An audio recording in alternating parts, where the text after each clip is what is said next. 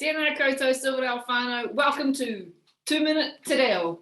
Basically what I want to do is make a few short little videos of some phrases that you can use at home with your whānau. They are going to be short and they are going to be practical. Okay, ka pai?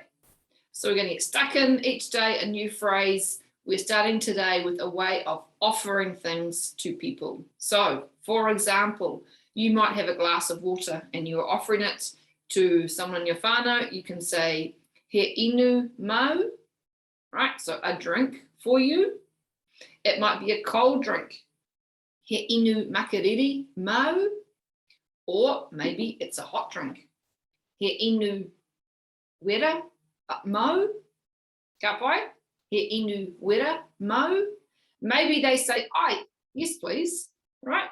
Kei te pai. You then can ask them if they'd like milk.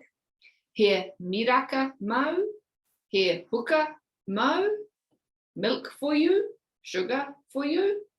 You can use this in lots of contexts. You can say in āpōrō, he āpōrō mau, he panana mau, kei te pai. All right, so you can use it in lots of different ways. You can also use it as a way of saying it's for you, right? You take out the question part.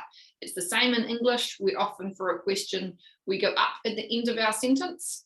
The same in Te Reo Māori, you can do the same thing and you can make it a statement. So maybe it's time for your hua whenua, for your vegetables, right? Or for your tamariki, for their vegetables. You can say, he karoti mau, right? You're having the carrot is for you. Maybe it's the āpōrō.